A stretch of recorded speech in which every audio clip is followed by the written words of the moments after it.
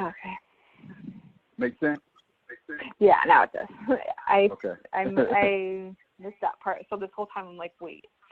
Like, where do you get that 10 from? Yeah. But yeah, that's how you do it. How about you, Heidi? Do you have any questions? I just had a question. I was just want to know, it was a really simple one, but I want to know, are expressions just combining like terms?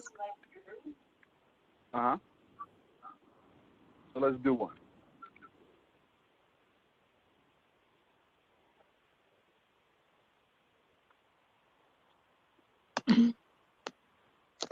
So we're going to do combine the like terms one. So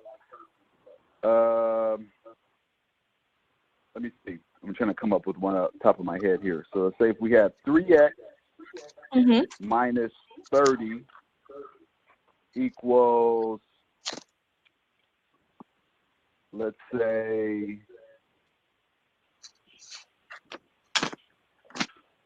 90 minus 9x.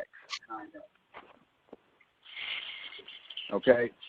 So the whole idea about combining like terms is that this is like this. Yeah. And this is like this. Yeah. Right? And so the idea is that to combine two things that are alike, you have to do its opposite. So right here,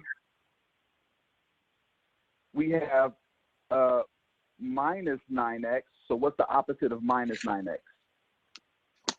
Positive 9x. Positive. You got it.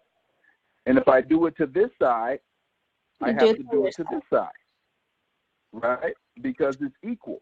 So if I add something over here, I got to add it over here or else it's no longer equal. So then that cancels out. That leaves me with 90. Then I'm going to drop my 30. And then 9x plus 3x is 12x. Okay? Mm-hmm. So now I have a minus 30. So what's the opposite of minus 30? Positive 30. So I'm going to do positive 30. And if I do it over here, I got to do it over here.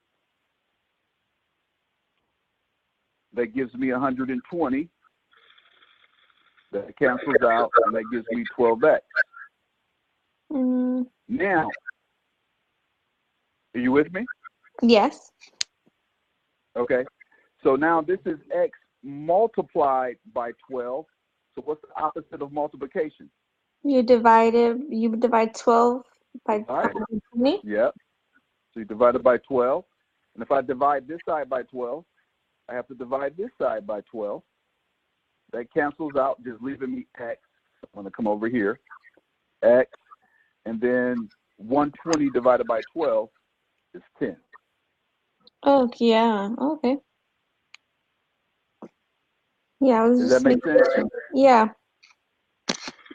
So the idea with like terms is that the things that are alike, you want to get those things together, and you get those things together by doing the opposite. Yeah. Now, a lot of people will ask, does it matter which side the X is on, right? It really doesn't, but, you know, we read from left to right, so you should just always put the X on the left side. It just makes sense. It's just easier. Okay. And always have the numbers on the right side, because your goal is to get down to here. So you want to have your X on the left and your numerical value on the right. So when you're doing the opposite, you always want to do it with the I to get the X to the left and keep the number to the right. I had another question. It was Yes, please. Could you see like the little pen that I have on the whiteboard that I'm pointing at? No. Here, let me see. Let me try something. Let me turn on the. Oh, I got okay, it. now do it. Okay. Okay. Well, Yep.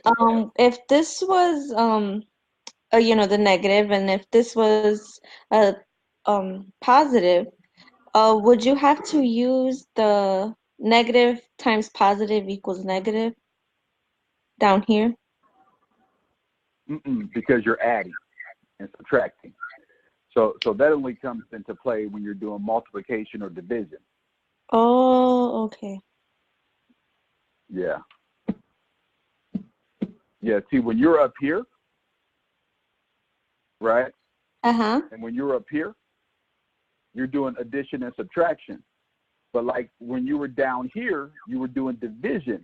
So if this was a negative 12, let's just say for an example, this was a negative 12, then you would have had to divide each side by a negative 12.